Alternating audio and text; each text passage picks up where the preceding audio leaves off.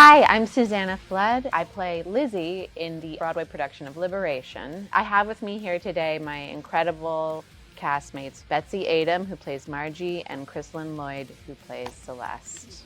Thanks for being here, Thanks you guys. for having us. What's on your mind this morning? Is there anything you guys want to talk about? Oh my gosh.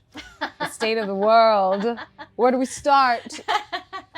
No, I'm particularly tuned into the mayoral race right now. We just heard from the three mayoral candidates throughout the course of the week about their perspectives on some of the ballot proposals that New Yorkers will decide in the upcoming election. Oh, yes. And seeing how that's gonna play out and affect the economy for New York City. So yeah, I mean, that's the kind of stuff that I wake up in the morning trying to like sort through my thoughts about. I was thinking about how all this relates to the play. You're the only person in the cast who's actually lived through the time that the play takes place in. Like, what does that mean to you to be representing that generation on stage? You know, I'm oddly enough, because of the time period set in the 70s, I am representing my grandmother's generation, you know, because she would be my age at this moment. So I bring her.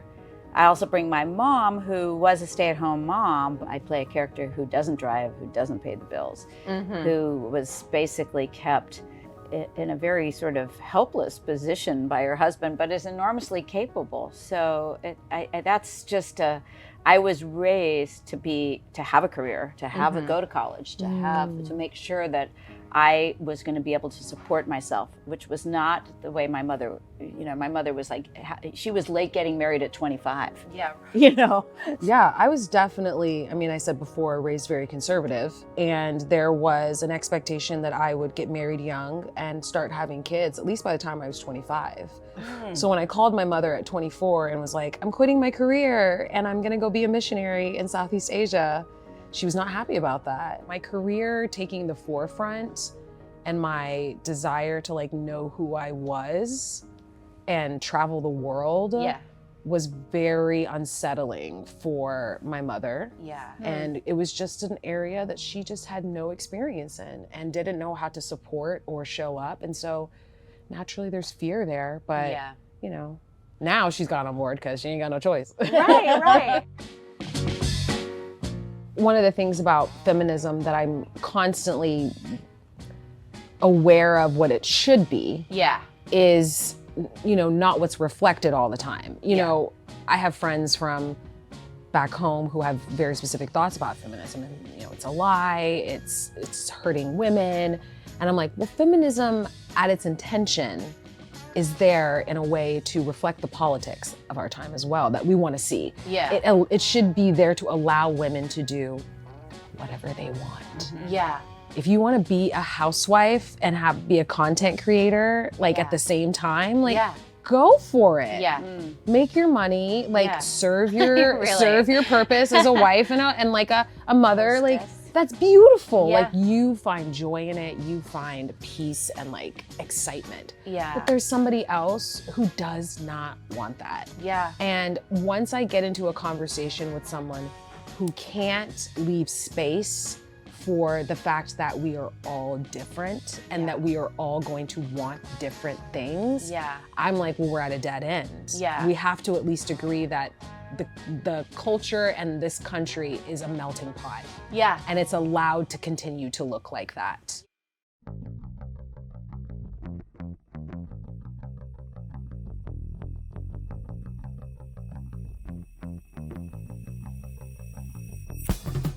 There's a moment where we all get very vulnerable. Oh, yeah. Very vulnerable and very exposed in the show.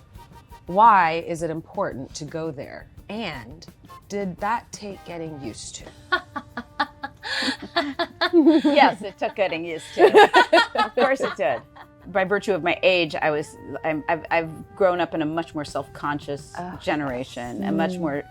I think there isn't a woman walking on the planet who doesn't perceive her faults before her assets. You know, it's just the way we itemize ourselves and, you know, break down something instead of seeing ourselves as a whole. And I think that the most vulnerable scene in the play asks us and asks the audience to see yourself as a whole being. Yeah, I think it's radical to have naked people on stage, regardless of gender, but especially naked women who aren't then kind of making an event of their own nudity, a confrontational event of their own nudity. And it's just a fact. This is just a scene. This is a real thing people did.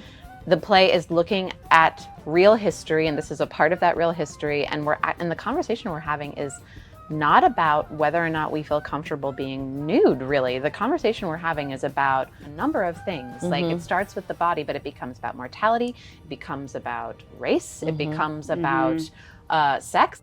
I have to admit, it only took getting used to, in the sense of like being the only Black body, which I'm sure you can relate to. And so, but you know. Not as a Black person. Not as a Black person. But as an older person. Sorry. I want to clarify that. I'm sure they do. You were confused. I don't think there was confusion. But yes. But I feel personally like getting naked is not like scary for me. Yeah. And Yeah. that's another thing my mom's gonna love. But yeah, when they were like, just so you know, like, you know, your reps like prep you. They're like, there's new. I was like, how much? And then they told me, I was like, oh, that's fun. And then your family came. I think the audience is more uncomfortable ultimately than like I am in that moment. You know what I mean? Because like I know when it's gonna end. I know what's gonna happen.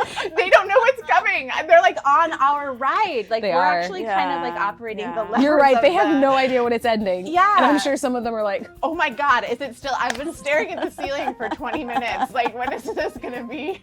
it's not 20 minutes long. Yeah. Is it? No. No. It's Not like quite. 11 or 12. It's more than it's 20 minutes. Come see it. Come see it. Okay, come see it.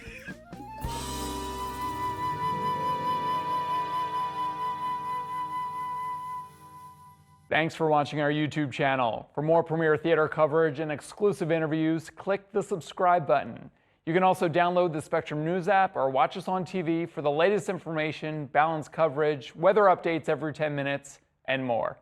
We'll see you there.